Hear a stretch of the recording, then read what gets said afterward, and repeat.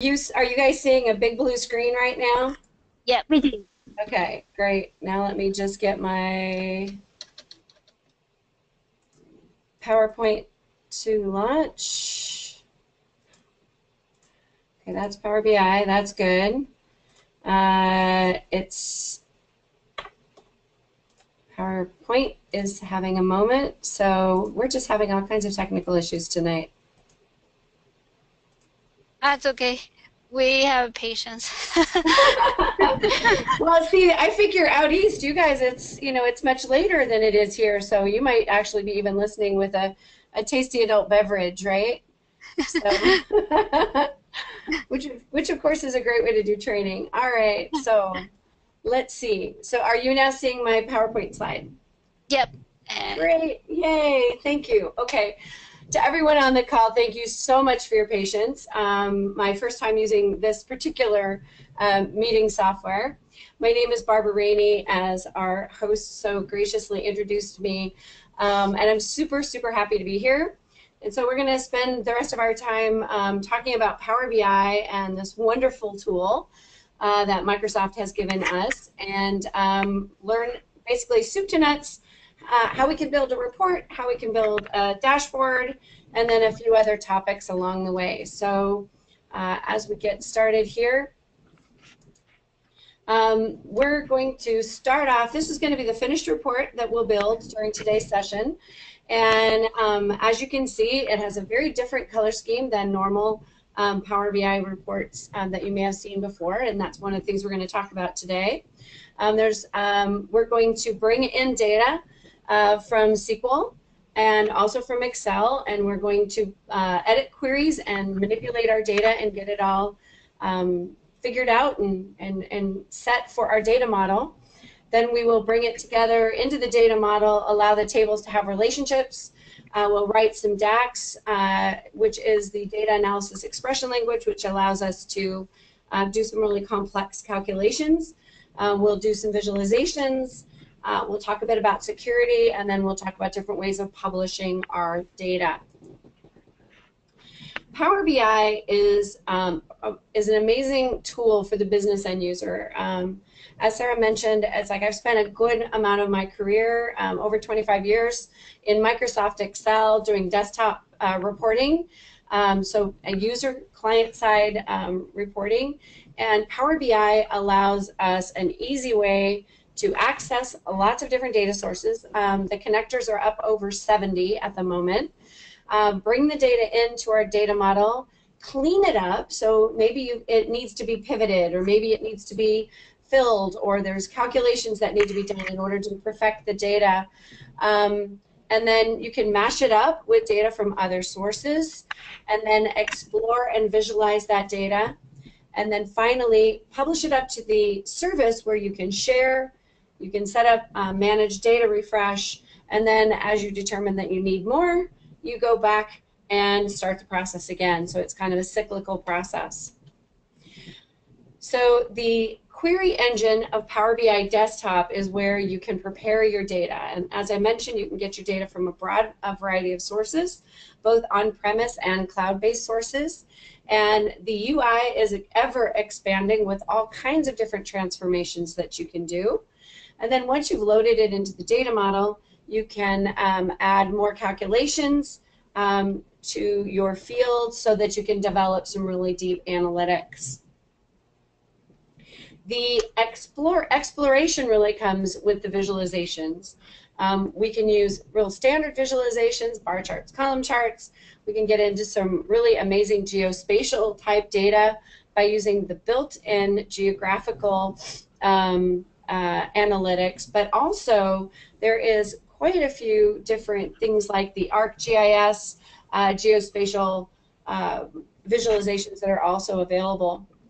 Once we actually build our data in the service, you actually can use what we call quick insights to find information about your data and also ask questions about your data using natural language Q&A.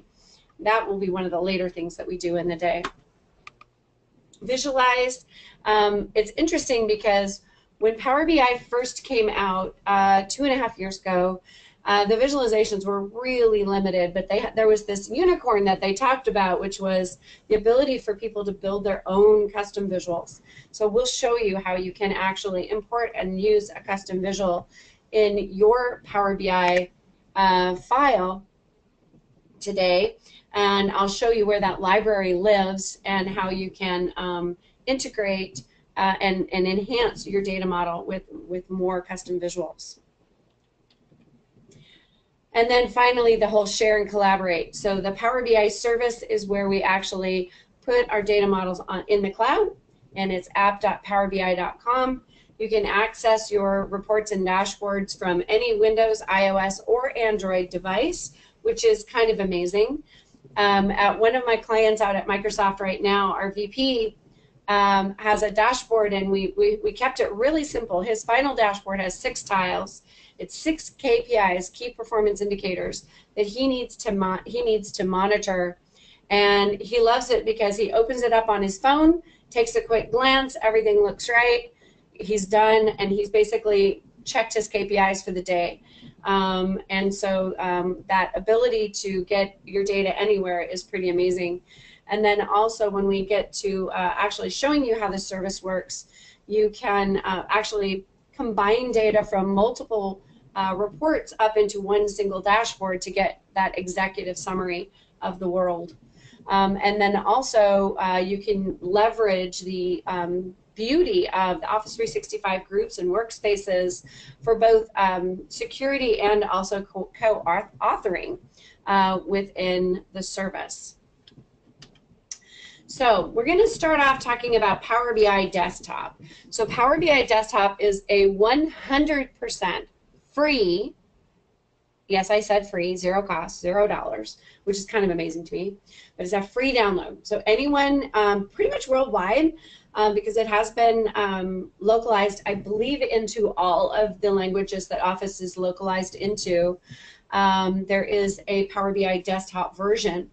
And at the moment, last count I looked, there were 77 different data sources that you can connect to. I have a few icons here on the left that are some representative samples of things that you can get data from. I picked MailChimp here just because I think he's a cute logo. So, but that's not one people probably report on very often. But you can have cloud services, you can have Azure services, you can have on-premise SQL, data in SharePoint, analysis services, Excel, etc. And all of those data connections get made in the query editor. So we're going to get data and we're going to bring it into our data model in queries.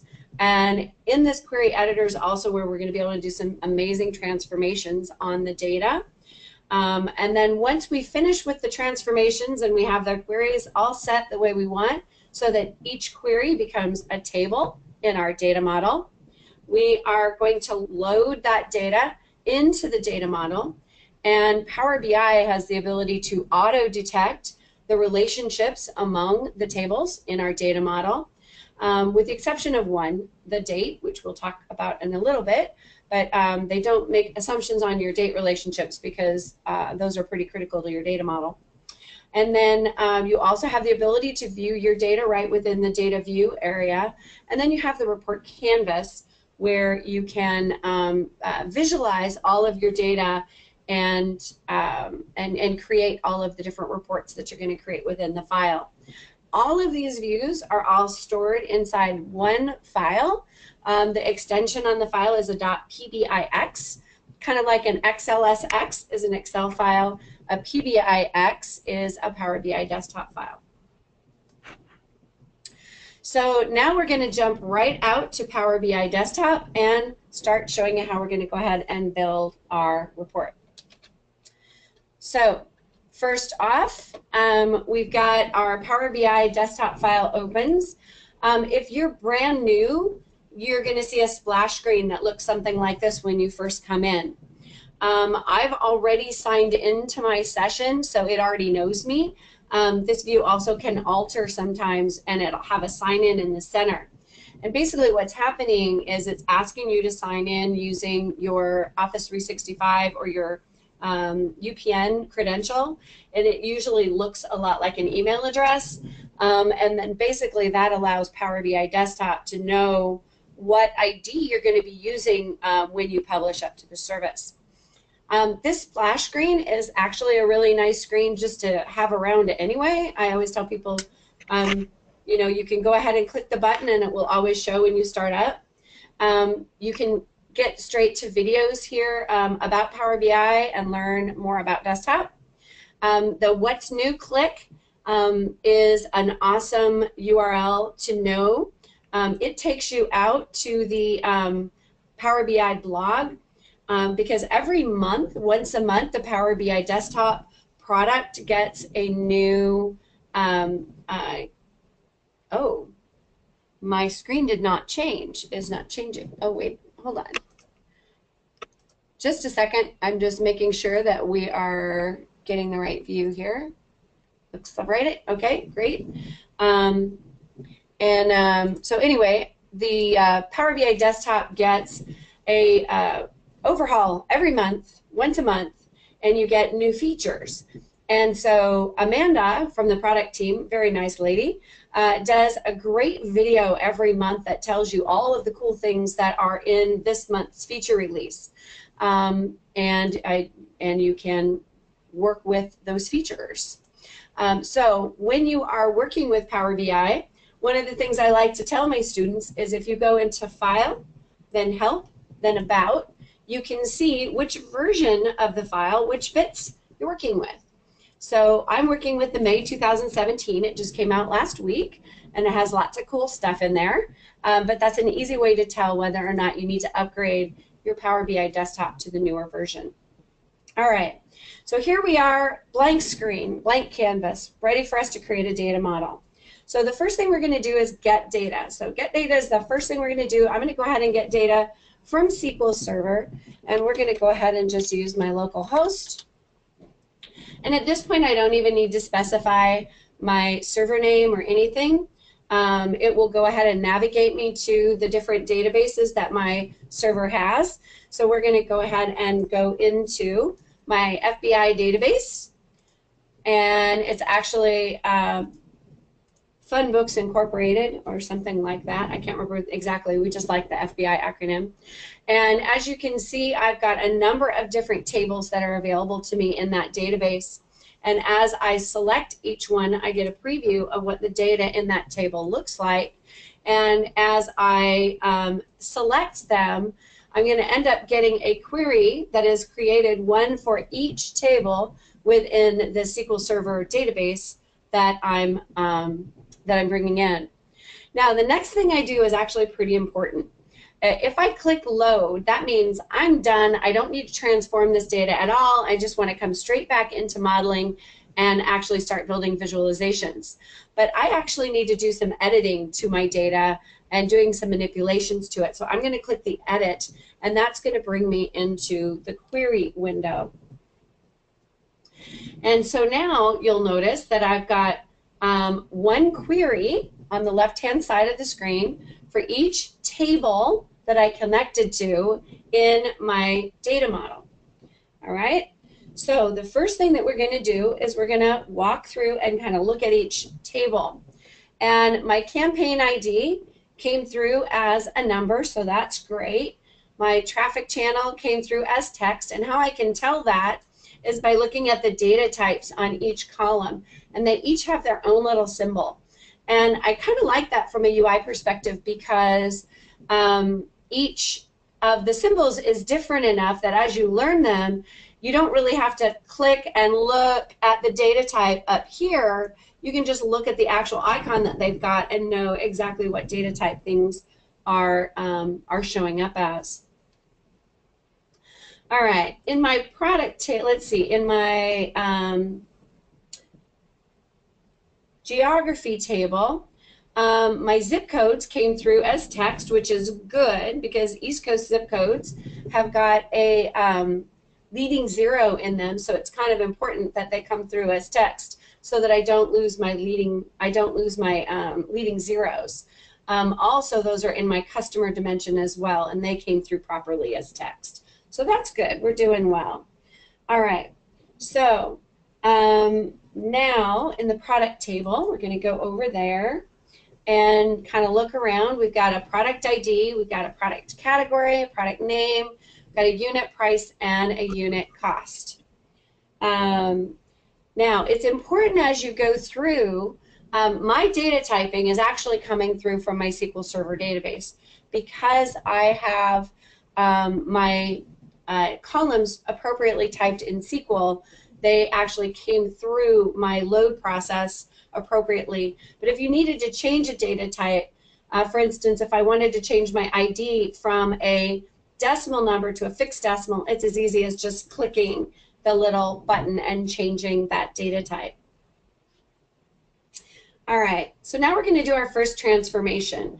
So in my email column, I've actually got two pieces of information. I've got the email address, and then I also have the last name first in my email. So we're going to go ahead and parse that out. Now, there is a new way of parsing data on the transform ribbon, and we can, let's see, where did it go? My split.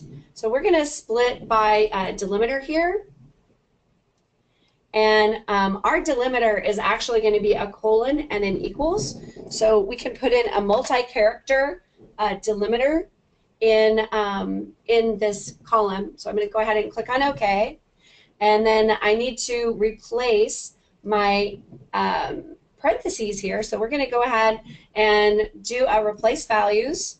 We're going to get rid of the left parenthesis and replace it with nothing to get rid of it, and we're going to rinse and repeat with the right one and place it with nothing. So now we've got our email name and it's all set up. Then we're going to go ahead and do another split to split our last name first column, and we're going to just split that using a comma. The only problem with that is it left a trailing space in our first name column. So for that, we can use a transform and do a trim. And now our first name and our last name are properly put together in their own columns. Now, up until about 2 months ago, if we wanted to combine my last name and my first name into a new column, we would go into our add column window and create a custom column, and we could do a full name. I'm going to put it the old way, and that's by saying our first name is actually email name 2.2 ampersand a space ampersand, and then email name 2.1, right? All those splits, put all those 2's and 1's on there, and now we end up with a full name. That's all fine and good, and we can do it that way, and that's still 100% legal. But there's another way that they've just added into the product that's actually really cool. So I'm going to remove this step. You'll notice over here on the right-hand side, as I've been doing things like replacing the values and splitting and changing type and trimming, that my applied steps has been recording my every move. You'll notice that you can also see the code that's been generated by the system in my formula bar. If you open up Power BI Desktop and you go into Query and don't see a formula bar, it's very easy to turn on from, oh, you can't have it highlighted when you try to turn it off and on. You can toggle it off and on right here in the formula bar in the View ribbon. And so you can see the M code. So this is actually the language called M, or Power Query, that is being generated by each of the UI steps. So I'm going to delete that step and remove that added column because I'm going to show you another way that we can add this custom column. And we can add it from example. So if I click on add by example, all I need to type here is Lauren space Lou. And the system looks at the other columns and says, oh, I bet what you're doing is you're combining, if you see up here in the formula bar, you're combining email name 2, a space, and email name 1. And all you have to do is click OK, and now you've added a custom column. The syntax is just a little bit different than the syntax I had originally created, but the system did it for me. So the query engine is getting really, really smart and helping you so that you don't have to be a full-blown coder.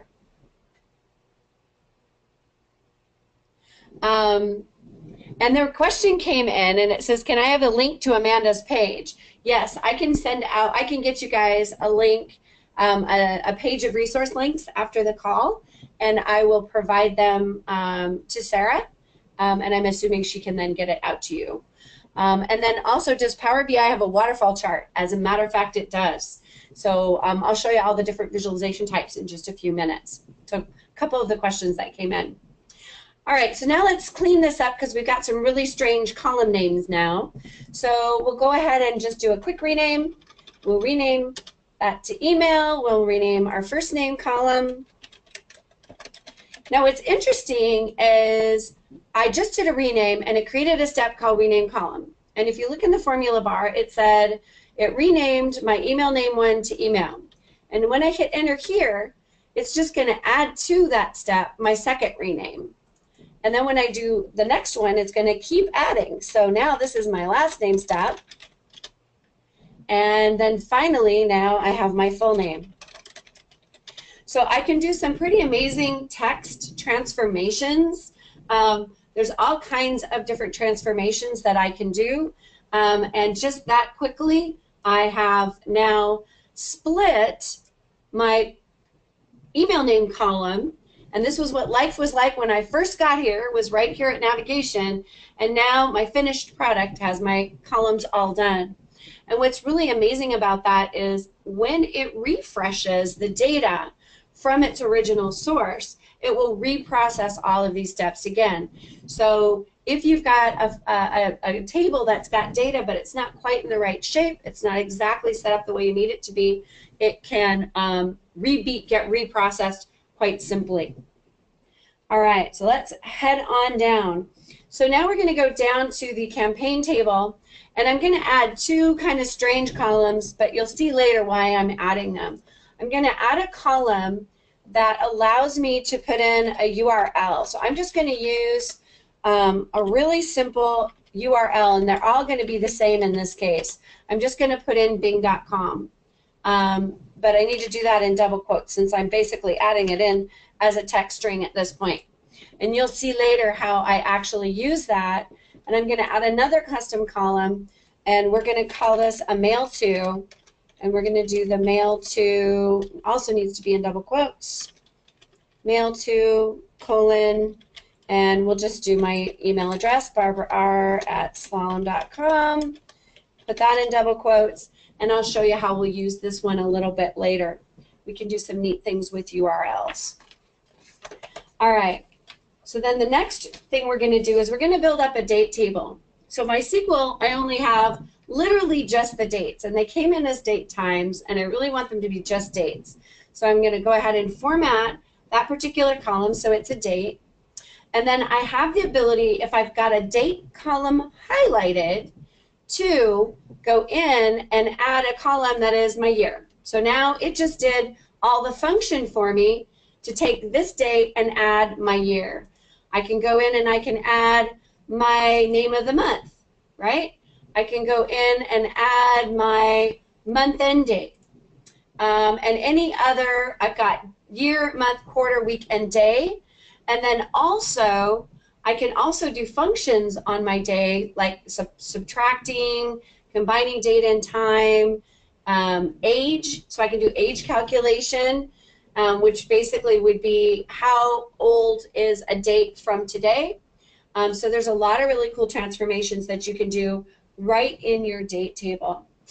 All right. So now,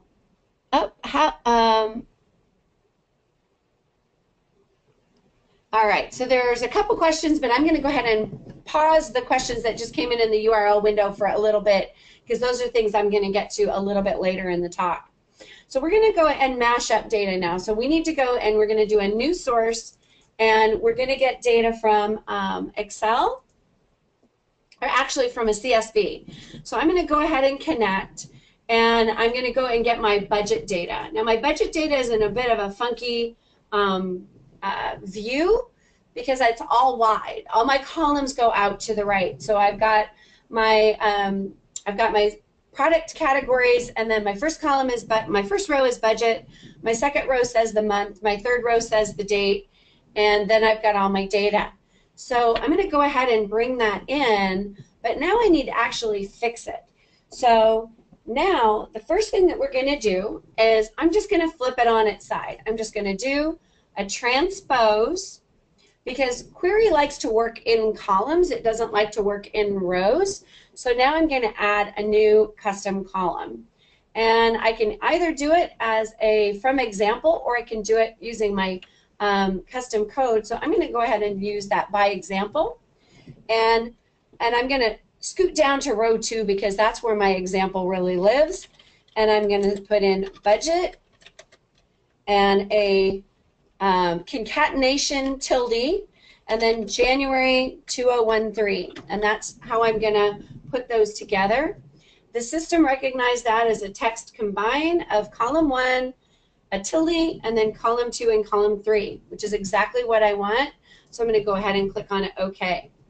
Now, this is going to be my new header column. So I'm going to go ahead and move it all the way over to the beginning, and then I'm going to transpose everything back. And what that's going to allow me to do now is use this brand new header that I just built. I'm going to go ahead and use that as my new header row. Now, the ones that I used to create it in the first place, I no longer need. So we're going to remove our top 3 rows. And now I've got my data, I've got my header row, I've got my product categories here, and now I'm ready to, actually now I need to go get product category, but I want it to be an ID because I need it to be a special little table. So I'm going to go make a product category dimension. So how I'm going to do that is I'm going to take my product category, control click 2 columns, and actually I need to make a duplicate first. Huh. So I'm going to take my product table and I'm going to isolate just the product category. There we go. That's where I'm meant to go. And I'm going to remove all the other columns so I just have my category ID and my categories. And then I'm going to go ahead and remove the duplicates from this table. This is effectively creating a dimension or an attribute table just for my categories. Categories. And I'm having trouble typing. There we go. Get that spelled right. R-I-E-S. There we go. I knew there was a little problem with my spelling. So now I'm going to go back to the budget, and I'm going to use this table because you'll notice that my categories, I have children, health, history, sports, and travel. Those are the same ones I have here. But I want to apply those categories to this table. So I'm going to go ahead and merge in my categories table. So I can merge on 1 column, which is effectively a SQL join, or I can merge in on 2 or 3 or 4 or 5, however many columns I need to merge on in order to get the appropriate connection. I can merge on multiple columns. And then basically that was like doing the join on in SQL. And then the split here is selecting what column from that other table I want to bring in. So now I've got my new category ID, which I'm going to move to the beginning. I'm going to take this category out. And that always feels a little weird to people because they're like, wait, I just used the category to get the category ID. So I'm removing it, so when I refresh, is it going to work right? And the answer is yes, because all of the queries were done in the right order so that the next time the data is refreshed, it's going to process through those same exact steps again. So now the last step, we're going to do a unpivot other columns. So now I've got my category ID, my attribute column, and my values. So I'm going to split my budget away from my months. Oops, didn't mean to sort, I meant to split. So go ahead and I'm going to split by my fancy custom delimiter. And the system is actually getting really smart. You'll notice I didn't pick the delimiter. the system figured out that the only logical thing I would be using for a delimiter would be this tilde, so it set it to custom for me. So there's a lot that the Power Query can do for you to make your life a lot easier. All right, so now we're going to go ahead and rename this column to scenario. I'm going to rename this column to be my month. And then I'm going to go ahead and rename this to be my budget amount. And then finally, you'll notice that there is, and it might be kind of hard to see on the screen, but there is a data type here called ABC123. And if I highlight that column, you'll notice up here in the data type is showing as any. And any is just not a good data type. Any causes problems because the system's basically going, I don't know what kind of data type it is. It could be anything, right? So anytime in your queries you see an any data type, you're going to want to strongly type it to whatever it should be. In our case, this should be a fixed decimal number because it is in fact currency. You'll notice that the commas and the dollar signs aren't showing up here, and that's because what we're actually doing is typing our data. We're not actually formatting it at this point.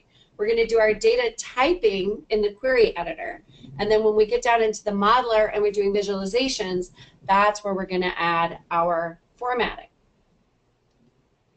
All right, so now we've got our budget, and I'm going to go ahead and shorten its name so it's just budget, because the names of each of these queries is going to be the names of the tables in the final data model. So now we're just going to do one quick pass on the queries so that we can see kind of how everything looks, and we can see that we have everything done the way that we wanted to do that.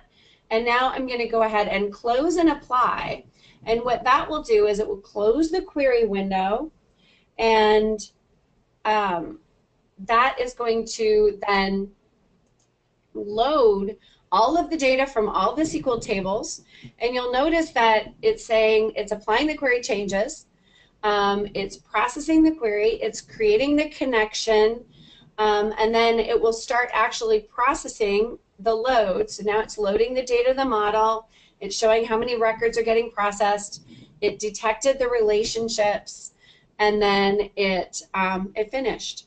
So now my data model actually has all of the fields from all of the tables in my field list. So now we've been in the report view. So this is the report view where we're going to actually build our canvas. And in the center of this left navigation bar, you also have the data view. Now the data view is where you can actually go look at the data in your data model. And then on the last view is the relationships view. And this is where your actual data model is showing up, and you can actually see your entity diagram. Now, what's interesting is, if you might notice, there's a lot of lines in this entity diagram already. So let's go and look and see what the system, what Power BI Desktop did for us. It figured out that there's a relationship between our customer ID in our sales table, which is our actuals, and the customers in our customer table. And because this is the one side in our customer table and our sales side has the many side, you'll see the little line has the one and the many on it.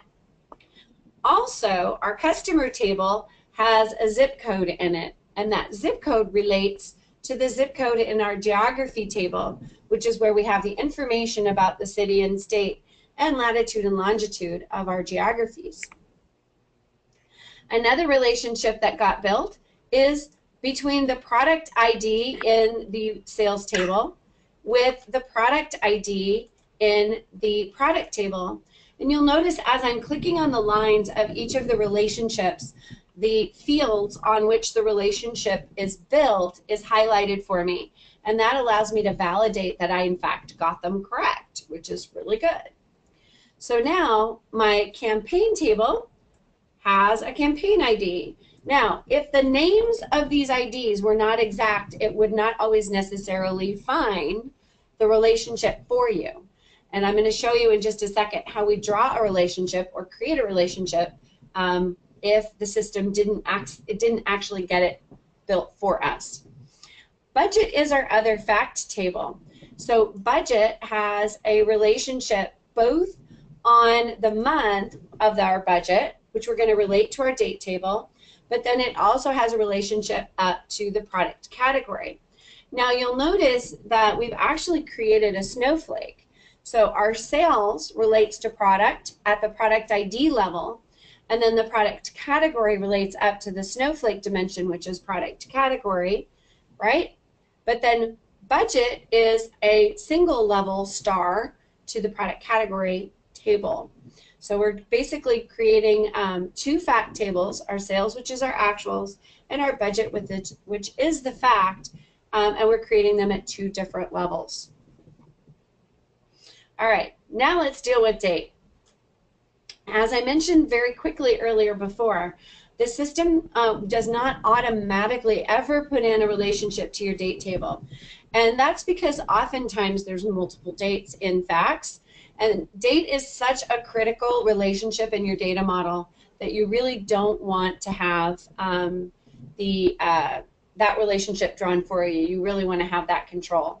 So when I'm drawing a relationship, I can grab a field from my fact table and drop it on top of the related field in my dimension table. By doing that, the relationship is built, and now when I click on the line, you will see that now there is in fact a relationship on date between my sales table and my date table. Also, if I do the same thing using my month field from my budget to my date table, I can build the relationship there. So now I can use both product category and month to summarize and look at the differences between my actuals and my budget in my data model. All right, so now we've got our data model built. So let's go take a quick look at our visualizations. We don't have any. Well, the system doesn't know what you want to visualize. So we're going to go ahead and start building some visualizations. So we're going to start off with a good old stacked column chart. And we're going to get our sales amount from our sales table. And we're going to put that into values. Now from my date table, I'm going to go ahead and get my end of month field, and I'm going to put that on axis. And you'll notice that the system generated a hierarchy for me at the year, quarter, month, and day level. So I can either choose to leave that hierarchy in, or I can switch it so that it really, in fact, does show my months. And then I'm going to go ahead on my legend, and I'm going to grab my device. And if I couldn't remember what table my device came from, I can actually use search on my fields to find it and then drag that into legend. So now I'm seeing my sales amount by end of month and device, and that's going to go up into my top right corner. And let's go ahead and there we go. So that's all set. Now we're going to go ahead and give it a name. So this one I'm going to title as, I'm going to change the default title to monthly device sales. I'm not going to do any formatting on my title just yet, but we're going to go ahead. That just shows you how we can actually go into this formatting ribbon, and we can change some of the attributes about our charts within this formatting pane.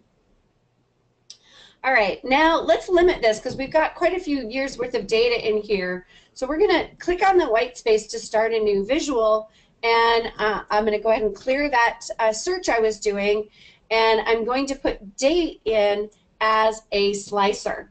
Now, if you notice, the date slicer becomes a range slicer, and I can actually just drag and drop this range and adjust what time frame everything on the page is going to be sliced to. And you'll see here now that I have it 2013 to 2015. Now, if I wanted to, I could even change this. So I could change it to a after slicer. And now that means that whatever date I pick, that the slicer will only ever be from that day forward. I can also switch it to be a relative slicer. This is brand new this month. And I can say, you know what, I want to be able to always have this page filtered to the last 18 months. And I can choose to do relative to today, or I can do relative to the calendar. Now, in this case, I'm not getting too much interesting data because by using the relative slicer, it's looking at today, but my data is actually doesn't have any 2016. So we're going to switch this back to be a between slicer again, and I'm just going to pick a day somewhere that's going to show about a year, and I can even type a day in here as well. So I can say 12/31/2014 to 12/31/2015, which is basically going to give me a nice year's worth of data in this slicer. You can also have it be just a regular old drop-down list as well if you so desire. Now the range slicer is one that you can do on any numeric field or on a date.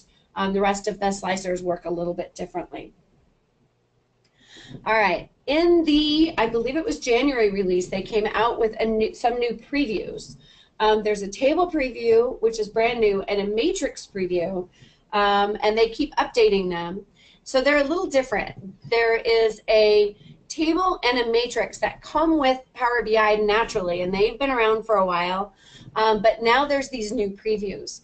If you want to see a preview function, so if you're reading about the blog and you look at what's new, you will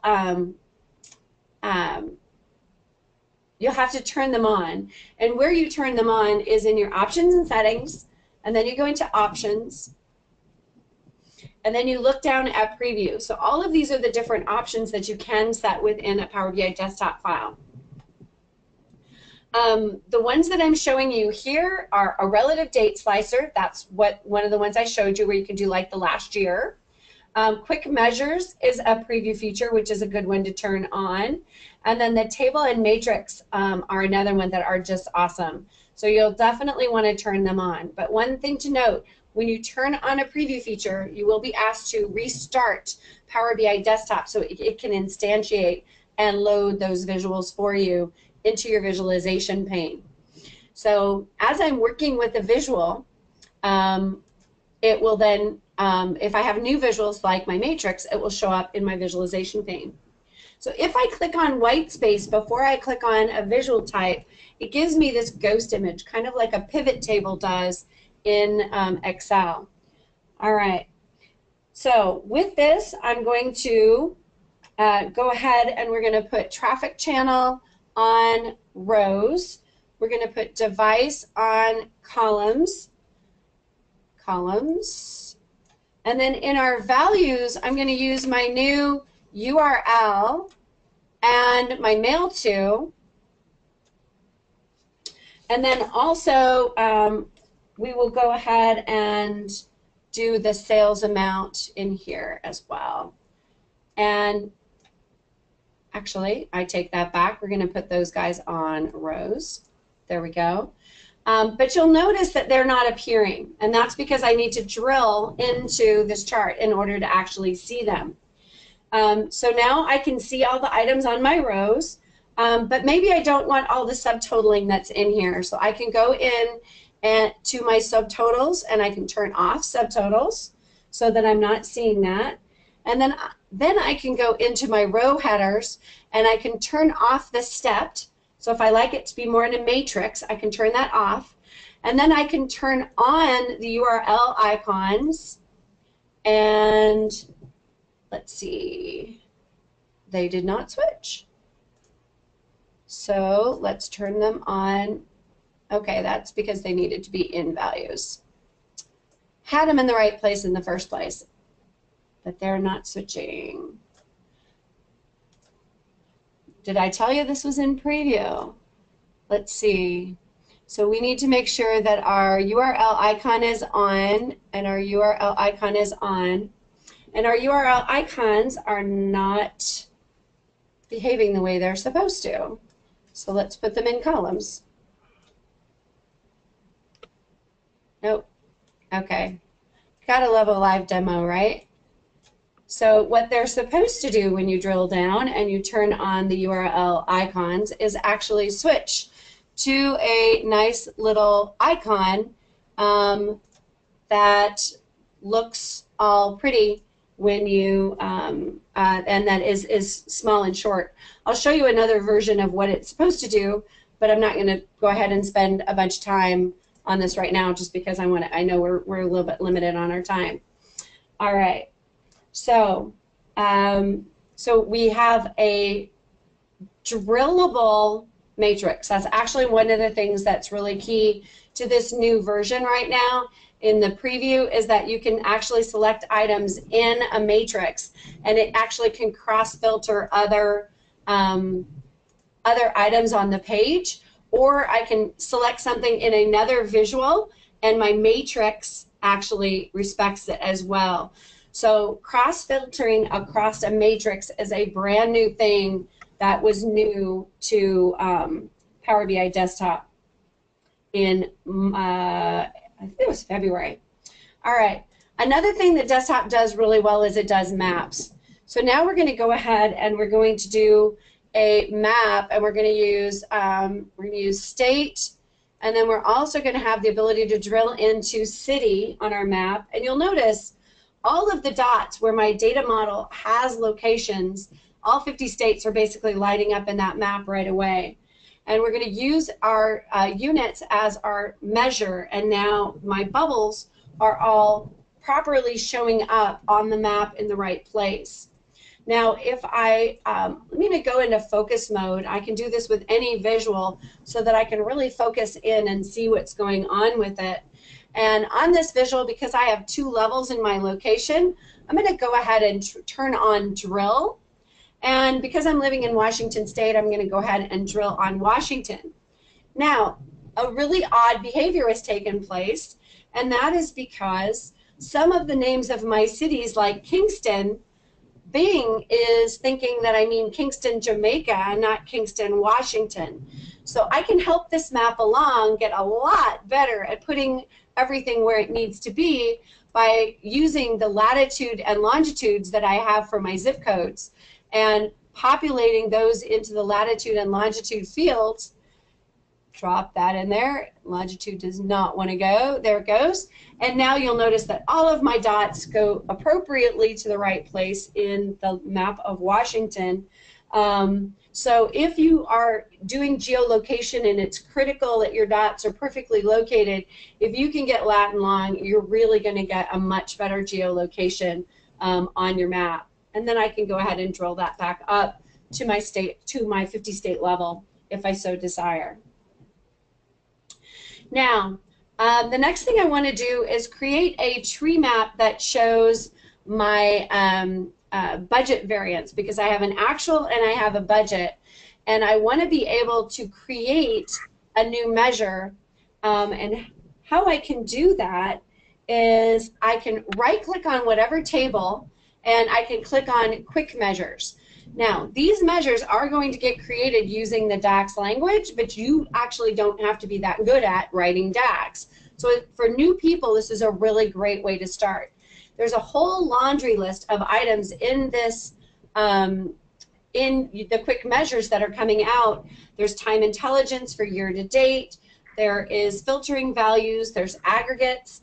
I'm going to go ahead and do a mathematical operation, which is a subtraction. So we're going to go ahead and we're going to subtract from the budget table, we're going to subtract the budget amount, and then from the actuals table, we're going to subtract the actuals amount. So it's going to be budget minus actuals, and the system is going to write this measure, and because my cursor was on the budget table, it's going to go ahead and put it there. But it gave it a kind of a long name. It gave it budget amount minus sales amount. And I actually want it to just be called budget variance or budget bar. So I can rename it, and I can even adjust it. So if the measure is mostly what I need but not exactly what I need, I can go ahead and fix it right in that window. And now I can go ahead and use my budget variance in a visualization. In this case, we're going to go ahead and, you know, maybe I don't know what visual I want at first. So I'm going to do that, and I'm going to look at it by product category. So I've got a bar chart that shows, oh, that's my category ID. That's the wrong thing. So let's make it by product category. So now here's my budget variances by product category. But what I really want it to show is, let's do it as a tree map. So now it's showing up and it looks exactly the way I want it to look. And I've got my nice tree map there. Now you'll notice with just about any visual, if you're not sure if you like how it looks and you want to see how it looks as a line, or you want to see how it looks as an area, etc., you can go ahead and play with the different visualization types that are available to you. All right, so now we're going to go and check out a custom visual. So custom visuals are just like the visuals that show up in your visualization pane, but they're actually built by people out in the on the planet, right? And they do different things. So in the Office store, you can filter on Power BI, and it will show you that right now there are 66 Power BI custom visuals. And I'm going to go ahead and find I want to find a slicer visual.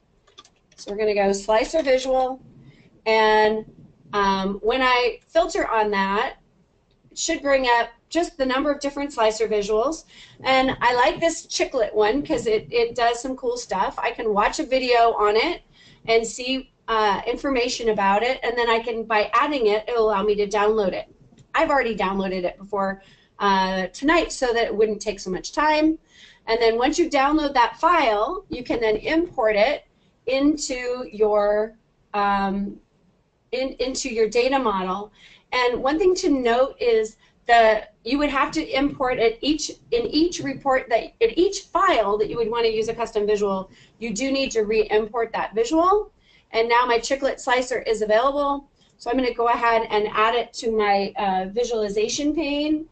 And I'm going to go ahead and use my product category in that visual, and you'll notice that I get my cute little chiclets and move him, oops, we'll just do a little moving and sizing, and it will put him down in the bottom right hand corner where I have all my others.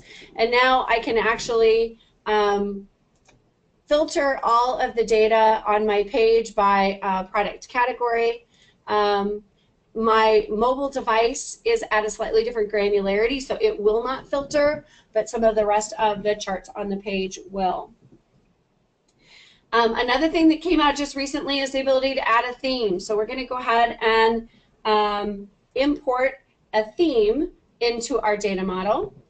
And the theme that we're going to import is called, just need to go there. We're going to go ahead and import spring and watch what happens. So this is a JSON file that has all the custom colors in it. And so now when I go to set data colors, the palette that I'm using is this pretty spring palette. And so I have complete control. So if you've got a company or a client that has very, very specific colors, we do a lot of telecom out here in Seattle, and our phone companies have very, very specific colors that they use, you know, like the bright yellow or the bright pink. And so you can make sure that your palette is exactly appropriate based on the color palette that you want to use. I can now add a title very easily to my data model here, FBI Inc.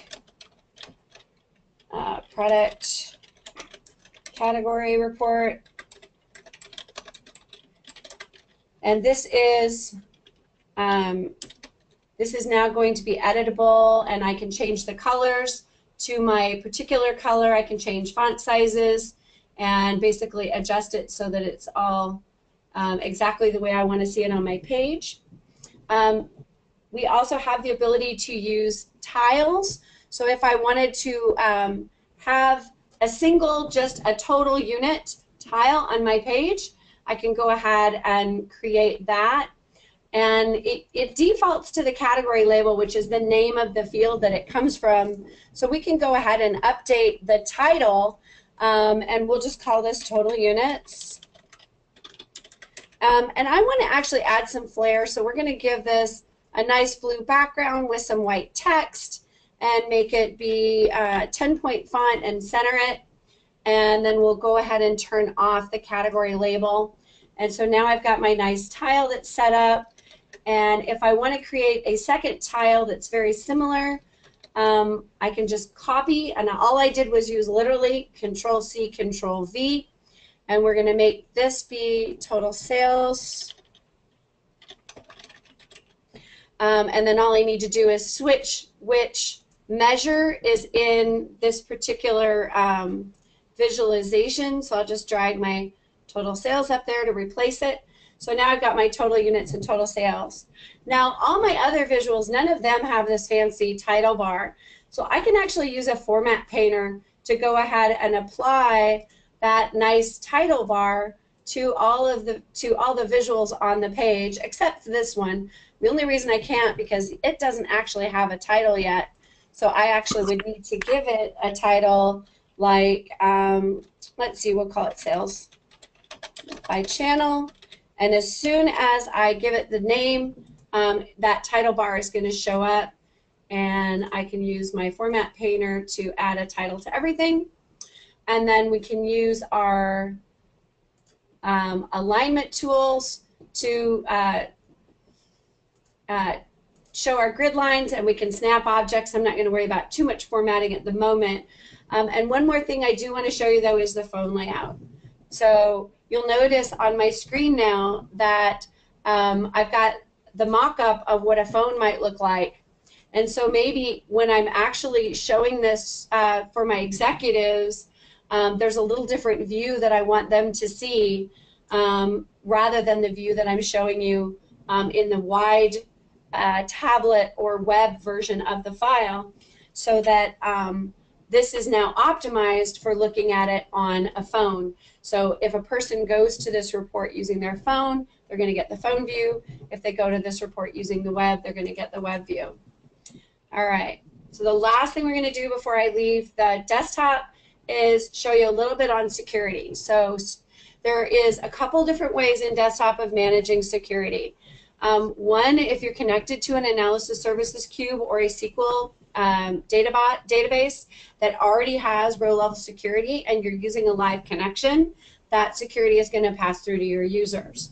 If, however, you don't have that and it's a mashup you're doing and you need to manage the roles yourself, then you would go into the modeling ribbon, click on Manage Roles, and you can create roles using any number of different types of DAX expressions. So we can create a role, and maybe I'm going to do it at the category level. So now I'm going to have a, actually let's do it, yeah, we'll do it at the category level. So I can add a filter based on my product category and say that this is going to be the history role. And it's going to be based, so the role name is going to be history, and it's going to be based on the product category history. And then you would create each of these roles, and what that's basically doing is it's giving you the structure for this role. And so this would be a children role, and then this value would be for children. And then maybe you have another role that doesn't have anything associated with it, but you call that the admin role. And so there's nothing actually limiting the admin role, but you need to have it so that you have a place to put the people who have an unrestricted view of your data model. So then you basically hit save. So you've got a data model that is basically done. I've got my report is set the way I need it to be set, and now I'm going to jump back out and I'm going to go to app.powerbi.com. Now if you were to go to app.powerbi.com and you've never signed in here, it's not going to look like this. You're not going to have a bunch of dashboards. It's basically going to say, hey, welcome. It's going to look a lot more like this view, which is basically saying, hey, welcome to Power BI. It's time for you to get some data.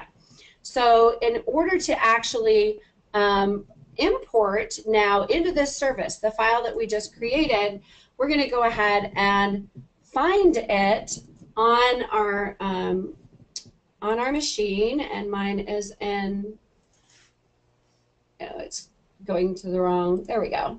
So I want to get the file that we just created, and we're going to import this in.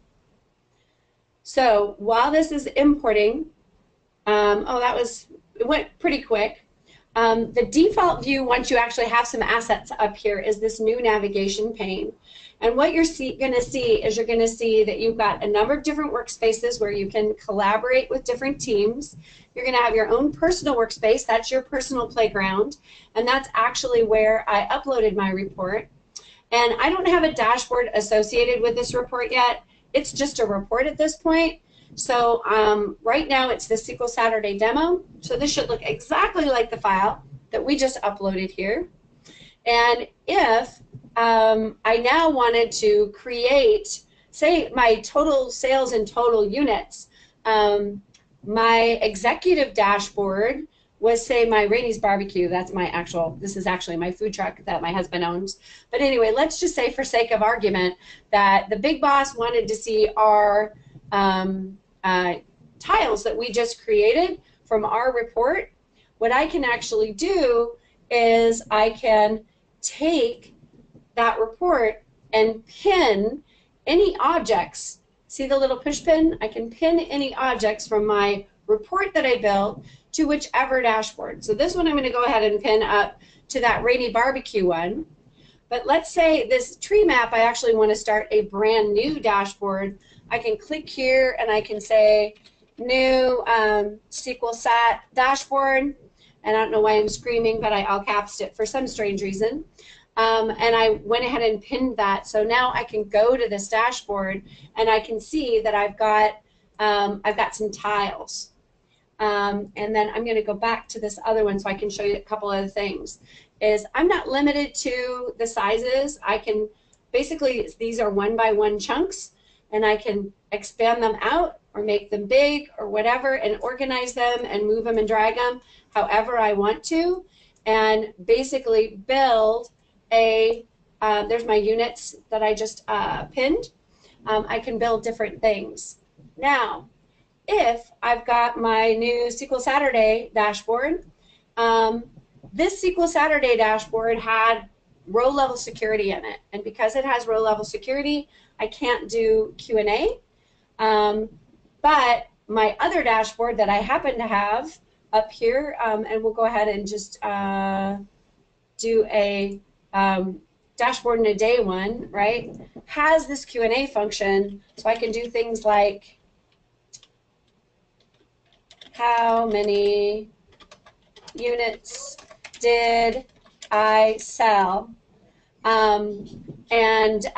You'll see that it's showing me this, and I can also say, you know, by year, etc., and I can get different visualizations out of it, and these visuals are visuals that would then be pinnable to my dashboard. All right, so now I've created a couple of dashboards, I've got some items pinned to them, and now I want to actually start collaborating. So now I can go ahead and share. So I'm going to go ahead and put in one of my coworkers.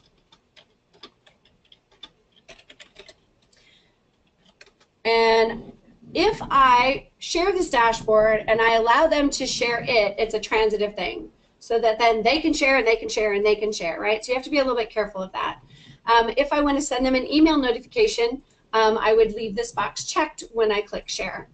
If I want to do it more silently and I'm actually sharing to a much larger group, then I can put an email-enabled group email address, a email-enabled distribution group email address in here as well, and do a large share to a large group of people. And when I do that and I go back into share, what I'll see is the people with whom I've shared, and also a dashboard link. And this dashboard link allows me to say, hey, if you want to navigate directly to my dashboard, you can use this link. All right, the other way that you can publish your reports is you can use an embed capability. There's two different ways you can do embedding, and you do an embedding of a report. So I can do an embedding to a to PowerPoint or SharePoint Online, and in some instances you can actually get an embed code for embedding into the web. My tenant doesn't actually allow that, so I don't have that capability, but I can actually embed in SharePoint. So let me show you how that gets done. So what you need to do is go to your SharePoint page. Here we go. I have a Power BI community page where I've got a, this is the modern view of it. And all I'm going to do is go ahead and add a web part to this page, which is a Power BI preview. And it's going to give me this thing asking for a report link. It's like, let's see. What do I need to do there? So we'll go back here and we'll get that link by clicking on, oh, that's PowerPoint. I didn't mean to export to PowerPoint. Embed in SharePoint.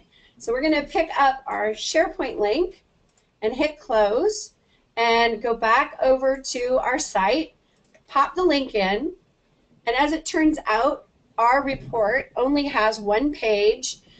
So I'm going to go ahead and it's still called page 1.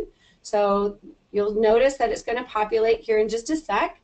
And now all I need to do is publish this and save it, and this is now going to be a part of my SharePoint page. Now the benefits here is that any security that I have is going to get enforced. So anyone who comes to this page, if they don't have access to the right data in your data model, they are not going to see data. But the people who should see data will. So it's a great way of sharing a Power BI report across your tenant. Also, if you belong to Microsoft Teams and you're using Microsoft Teams, you can use a very similar approach to embed Power BI right within your Teams workspace. All right, so a couple questions have come up, so we'll go ahead and address those. Let's see. So, so the different users level of access on a more enterprise level, that's a great question. When you are working with security, there is two different ways you can do it. You can do it the way I was showing you, which is creating the roles more statically, or you can create them by using an actual username function within DAX. Oh, excuse me, I didn't mean to go forward there. I meant to stay on that slide. The username function within DAX.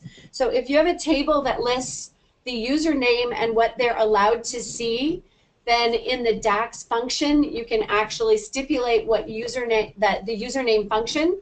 So it will pick up that it's me and what I have access to and only allow me to see that. And it's a very dynamic way of working with security.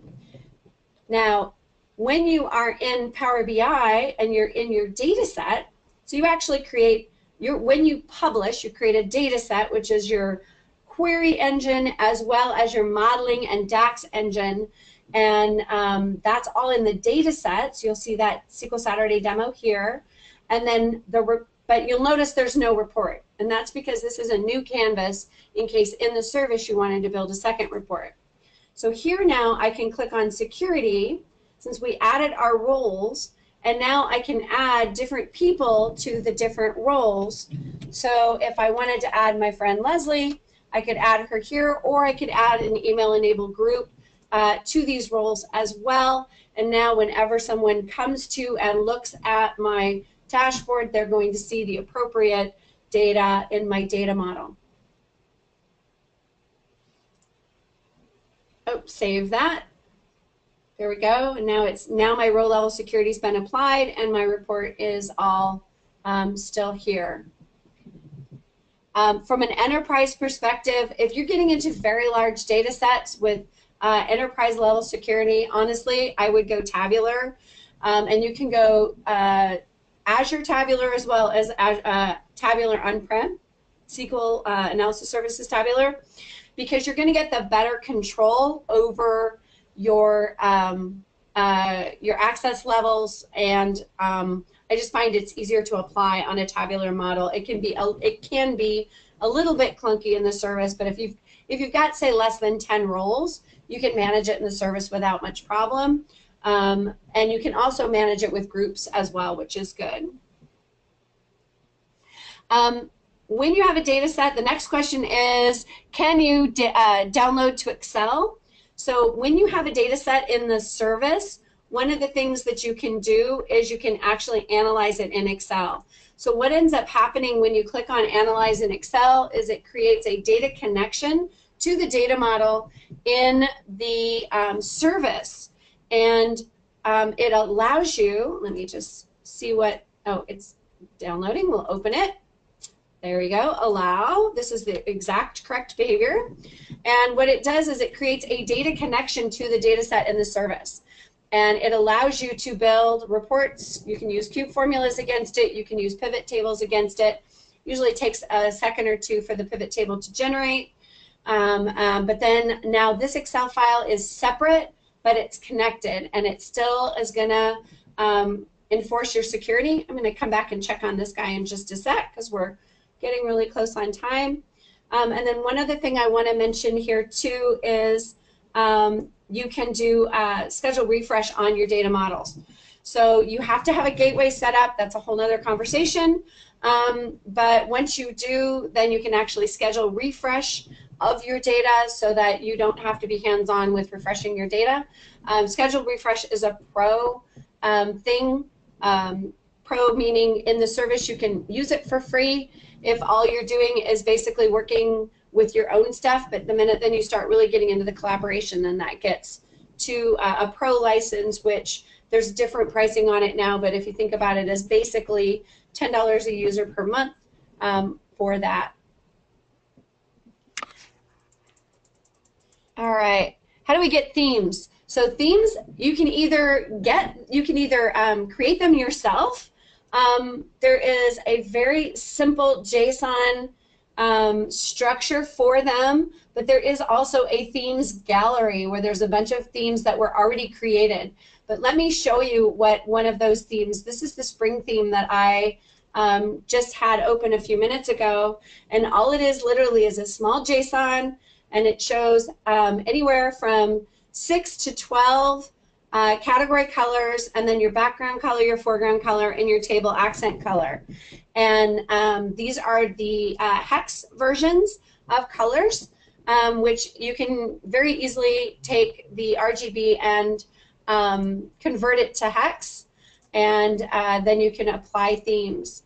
One thing I do want to bring up, so it was the question, one of the questions was asked, how can I find out where that new feature stuff is? If you go to File, What's New, it is going to take you directly to the web, directly to whichever month has got the most recent data on it, and it's going to show you. And it's also going to give you a link for downloading desktop if you haven't already downloaded it, so that you can do your updates.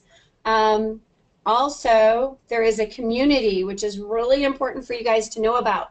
Community.powerbi.com is the URL. And there's an ideas forum. The whole thing is one big knowledge base. You'll notice for desktops, there's 72,000 posts out there already. So it's searchable. You can ask questions. There are galleries. Let's see, where's the gallery? Where did that gallery go? Let's see. They just move things around.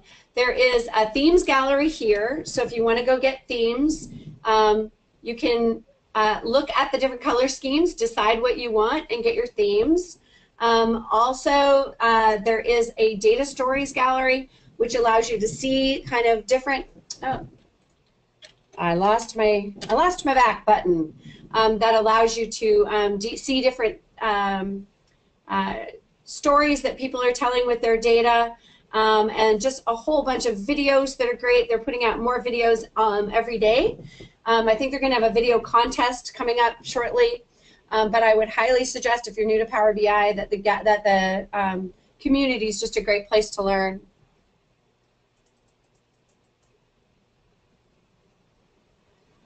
So to do a dashboard, do you need the cloud in order to create a dashboard?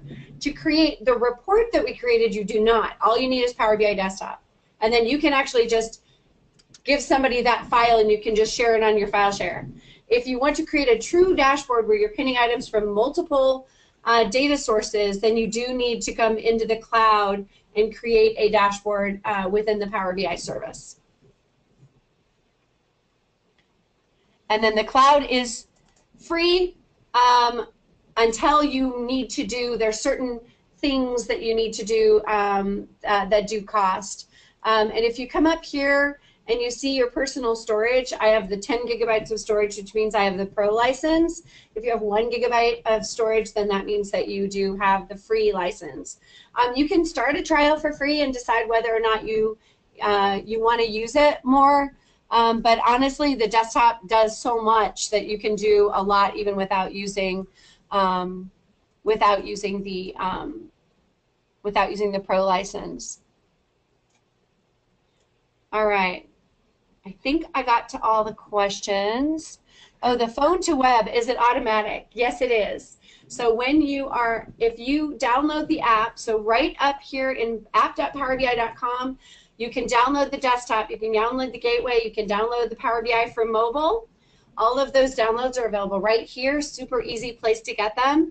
And when you put mobile on your phone and you launch the app, you'll give it the URL, and it will sign you into your dashboard and show you your web versions of your dashboards. Hey, Barbara, when you building this report, do you have to specify this Power for mobile or for web? No.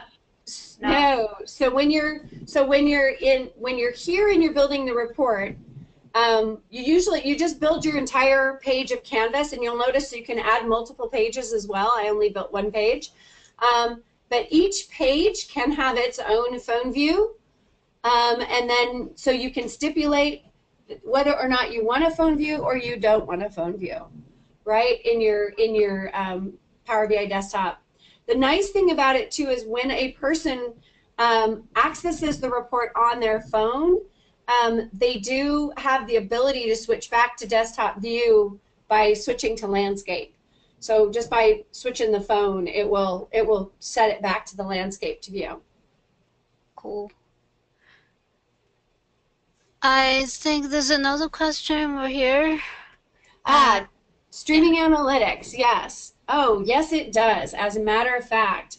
So when you're in Power BI desktop or Power BI service, and you do have to be in service for this, you can, let's see, start a,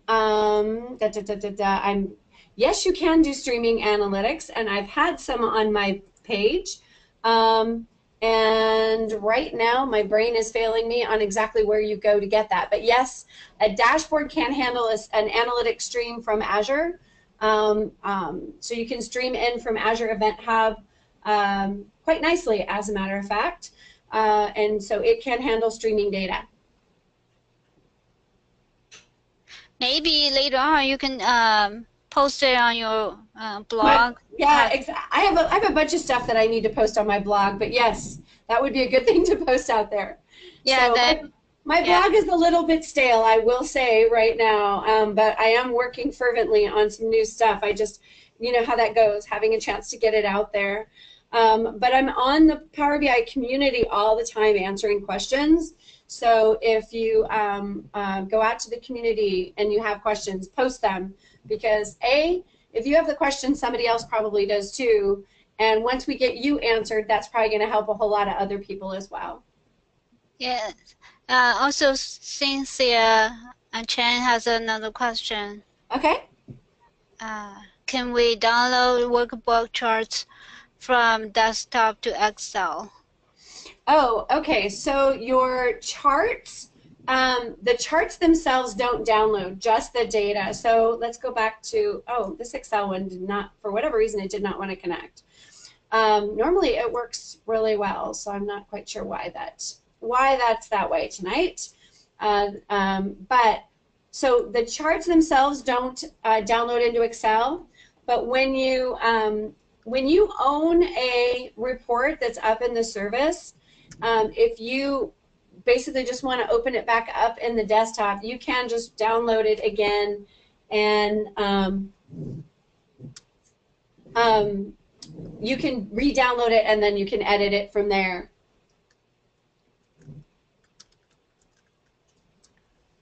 Cool. So in terms of the data size, Yes. is there a limit?